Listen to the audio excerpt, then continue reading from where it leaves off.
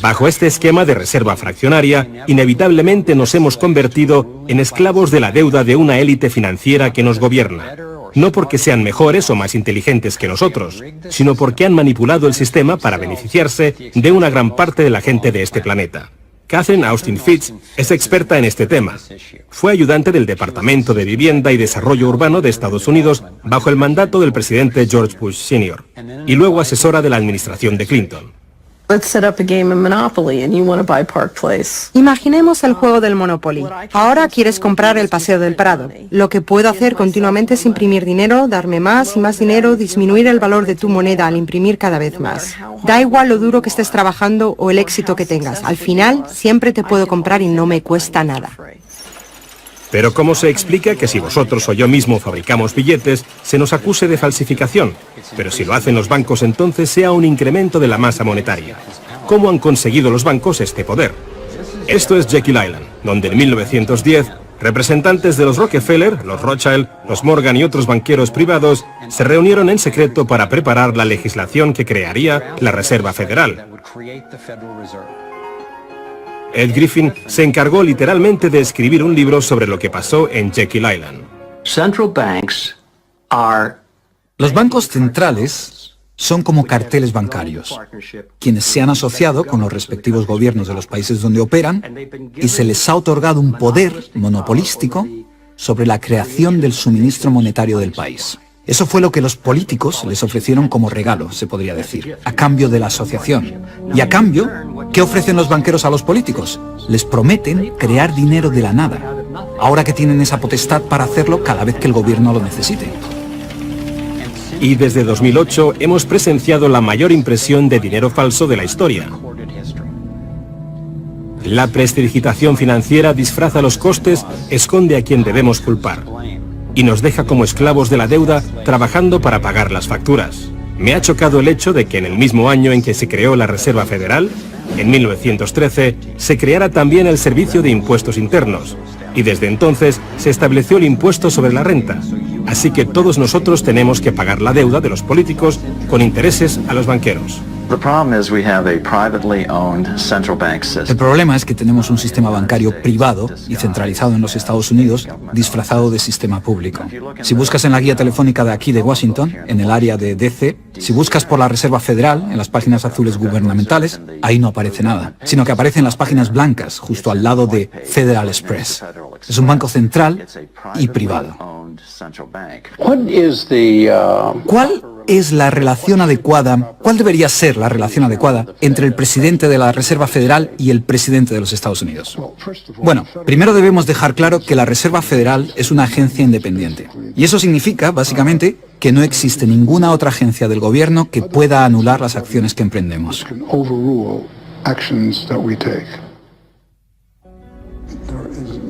Que no existe ninguna otra agencia del gobierno que pueda anular las acciones que emprendemos. Tenemos un banco privado que imprime dinero en beneficio del Tesoro. La Reserva Federal imprime dinero en un sistema basado en la deuda, que crea escasez, pero coloca a un grupo de privilegiados en una posición en la que tienen acceso a todos los datos sobre la economía, mientras que nosotros continuamos en la ignorancia. Así que tenemos a un pequeño grupo de banqueros que entienden los datos de cómo funciona el dinero en la economía y se les proporciona la habilidad de imprimir dinero de manera que se sigue protegiendo a los privilegiados mientras que el resto nos hundimos.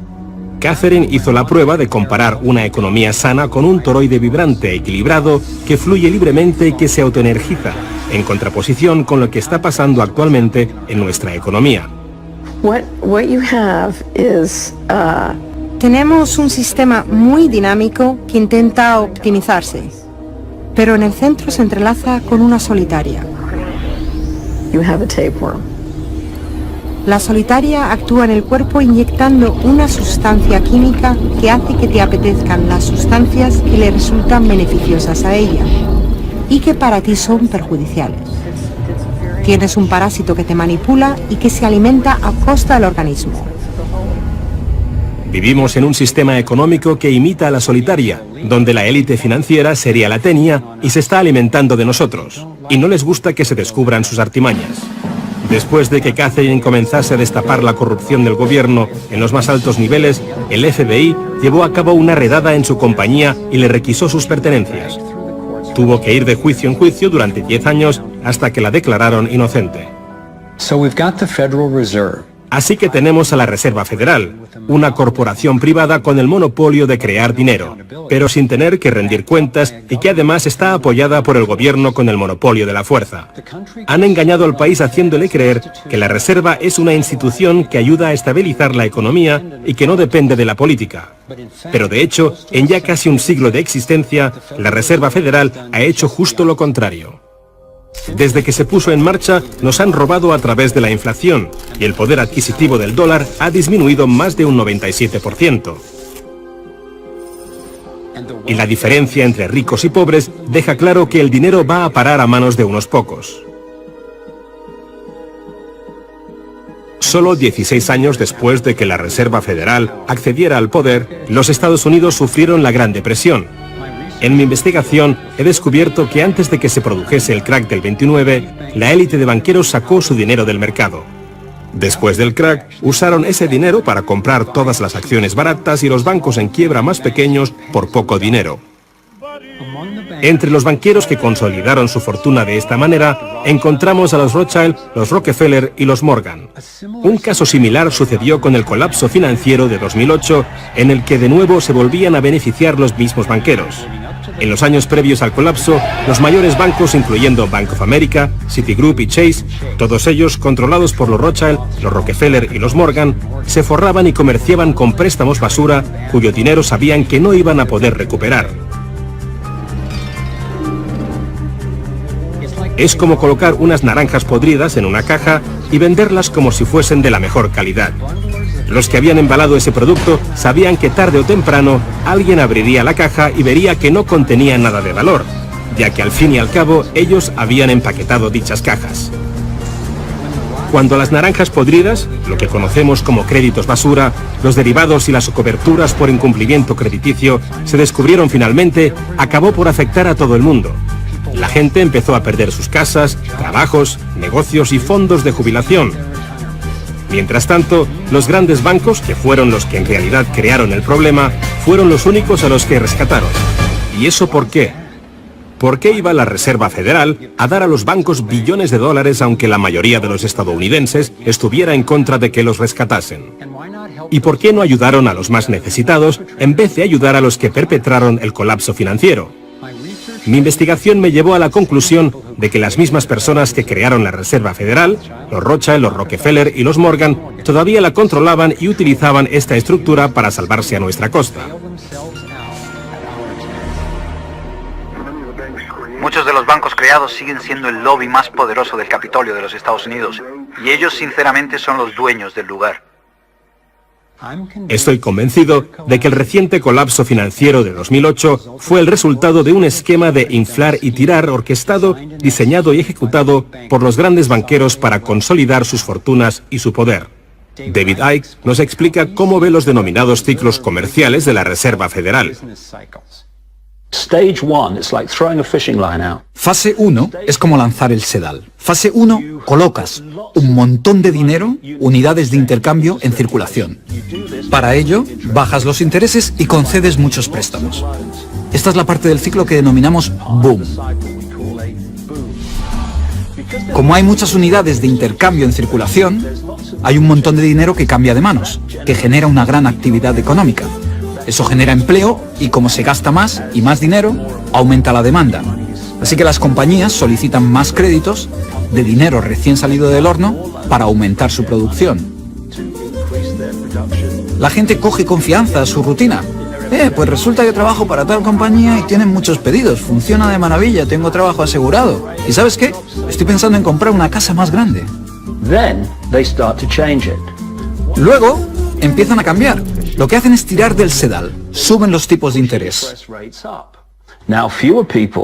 Ahora, cada vez hay menos personas que consiguen los créditos porque las condiciones de concesión se han endurecido. Y también, al aumentar los tipos de interés, una gran parte del salario de las personas se destina a pagar esa subida de los intereses y no al consumo. De repente, ya no hay tanto dinero en circulación y por tanto se compran menos cosas. Los beneficios de las compañías empiezan a disminuir, empiezan a reducir los puestos de trabajo y algunas comienzan a cerrar. La gente pierde sus trabajos. Ya no pueden pagar las hipotecas de esas grandes casas que se habían comprado cuando todo iba bien. Ahora los bancos empiezan a recoger el sedal, porque mientras la gente se declara en bancarrota, tanto las compañías como las personas, los bancos se quedan con las fortunas que sí que son de verdad.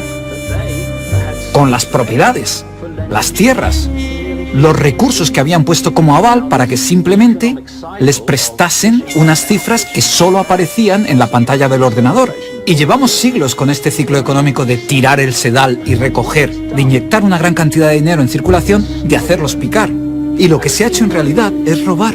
Y se ha propiciado que se acumule la verdadera riqueza del mundo en manos de unos pocos.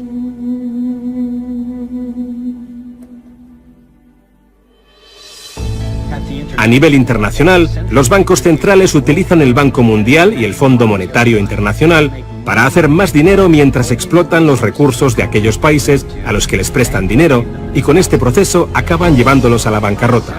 El Banco Central de los bancos centrales es el banco creado por los Rothschild, el Banco de Pagos Internacionales. La élite se está posicionando para controlar el acceso a prácticamente todo lo que necesitamos para sobrevivir. Da igual a qué parte del mundo vayas, porque el dinero está controlado por el sistema bancario. Ellos deciden si la gente come o no come.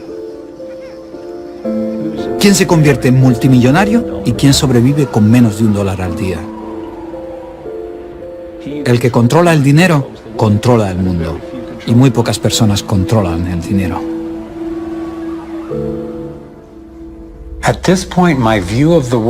Llegados a este punto, mi concepción del mundo dio un vuelco.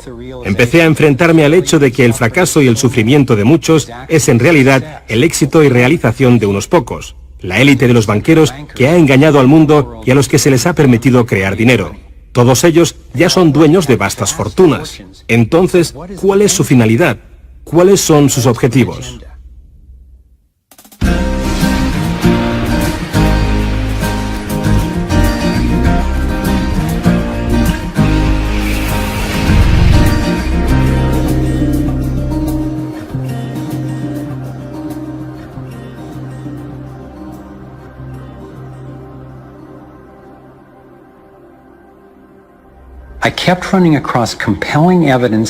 Seguí encontrando pruebas y a expertos creíbles que afirmaban que el objetivo secreto de la élite financiera no era otro que el dominio total del mundo. Al principio me resistí a creerlo, pero me había comprometido a averiguar qué nos impedía prosperar, y daba igual a dónde me llevase ese descubrimiento. Una noche me desperté a las 3 de la madrugada con una pregunta que me inquietaba. Si este pequeño grupo quería dominar el mundo entero, ¿qué necesitarían controlar para conseguirlo? Salté de la cama y empecé a hacer una lista. Lo primero y lo más importante es que tienen que controlar el dinero. Y eso ya lo hacen. Controlar el dinero les permite controlar el resto de las cosas. Necesitan controlar la energía y eso también lo hacen. También controlan la agricultura a gran escala y el comercio mundial. Están comprando todos los suministros de agua de todo el mundo. Se han metido a la sanidad en el bolsillo e intentan acabar con las alternativas naturales.